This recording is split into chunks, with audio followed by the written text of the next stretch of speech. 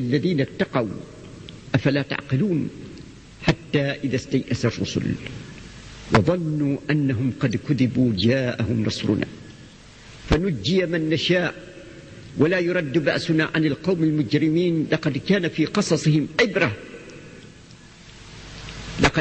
قصصهم عبرة لأولي الألباب ما كان حديثا يفترى ولكن تصديق الذي بين يديه وتفصيل كل شيء وهدى ورحمة لقوم يؤمنون. فإذا نصر الله تبارك وتعالى إنما هو بعد الامتحان، بعد أن تمر الأمة بهذا الامتحان الذي لم يؤث منه. حتى الرسل الأخيار وصل بهم الأمر إلى أن يقولوا متى نصر الله، والله تبارك وتعالى وعدهم النصر وهم موقنون بأن نصر الله تبارك وتعالى قريب، ولكن بسبب طبيعة النفس البشرية يصل الأمر بهذه النفوس المؤمنة إلى أن تشارف اليأس. ولذلك قال الله تعالى حتى إذا استيأس الرسل، يصل الأمر إلى مشارفة اليأس. فهذا كله مما يدعو الأمة إلى التفاؤل ويدعو إلى محاسبة النفس والوقوف مع الله تبارك وتعالى ليكون الحق سبحانه وتعالى مع المؤمنين. أنتم ترون كيف أنه تبارك وتعالى في معرض الحديث عن الجهاد وتأييده لعباده المؤمنين يقول الله سبحانه وهو أصدق القائلين واتقوا الله واعلموا أن الله مع المتقين. فهل نحن حقا متقون لله؟ وقد سبق في الدرس الذي مضى أن تقوى الله تعالى ليست شعارا يرفع أو يردد، وإنما تقوى الله عقيدة راسخة في النفس وتحكم في كل تصرفات المرء حتى يكون هذا الإنسان حقيقا بوعد الله تبارك وتعالى للمتقين. هذه هي حقيقة التقوى، وهذا هو وعد الله تبارك وتعالى لعباده المتقين. نحن علينا أن نكون متقين حقا لنكون أحقاء بهذا النصر الذي وعده الله تبارك وتعالى المؤمنين. علينا المتقين علينا أن نكون مؤمنين حقا بحيث يتجلى هذا الإيمان في كل التصرفات وفي كل الأعمال لنكون صادقين مع الله تبارك وتعالى مع ما يجب أن يكون بين المؤمنين من رأب صدئهم ورتق فتقهم ولم شعثهم وتوحيد كلمتهم ورص صفهم ليكونوا جبهة واحدة قوة واحدة غير متفرقة لا تتنازعها الأهواء ولا تتقاسمها السبل أمام جميع التحديات. بهذا يأتي نصر الله تبارك وتعالى، وما نصر الله من بعيد. نحن رأينا كما ذكرنا من الألطاف ما رأينا، فعلينا أن نكون صادقين مع الله تبارك وتعالى كما أنه سبحانه وتعالى كان صادقا معنا. بهذا تنتصر الأمة إن شاء الله، ولا بد من أن تعلو راية الحق مهما كانت الظروف ومهما كانت التحديات، مع ما وجدنا نحن في نفوس الناس من حب للحق كما رأينا. هذه حقيقة نقر بها.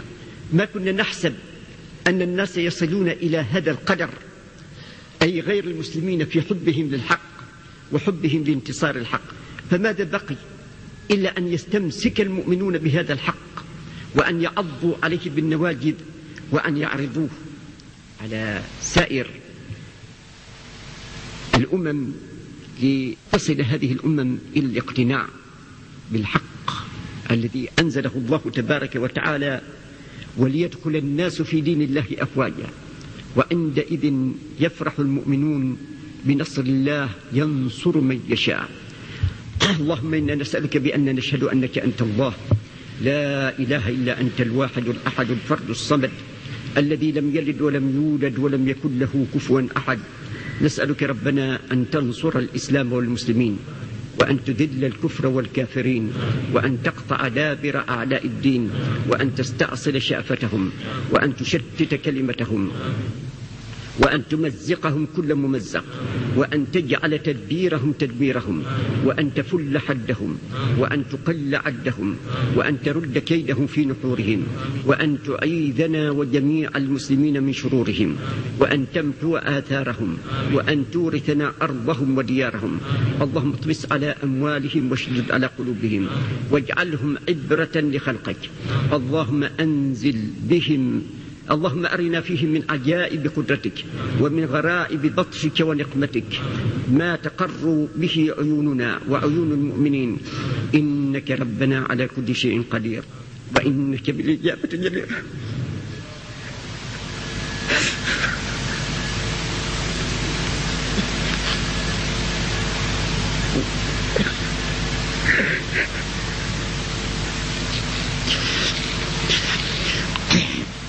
اللهم انصرنا ولا تخذلنا، اللهم انصرنا ولا تخذلنا، اللهم عنا ولا تعد علينا.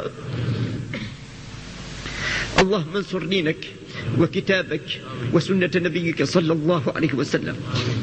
اللهم أعز عبادك المؤمنين. اللهم أبرم في هذه الأمة أمر صلاح ورشد، يعز فيه أهل طاعتك ويذل فيه أهل معصيتك، ويؤمر فيه بالمعروف وينهى فيه عن المنكر، ويحكم فيه شرعك ويتبع فيه كتابك ويقتدى فيه بنبيك صلى الله عليه وسلم. اللهم انصر المستضعفين في كل مكان، اللهم انصر المستضعفين في كل مكان، اللهم انصر المستضعفين في كل مكان. اللهم انصر عبادك المسلمين وأيدهم بروح منك وثبت أقدامهم.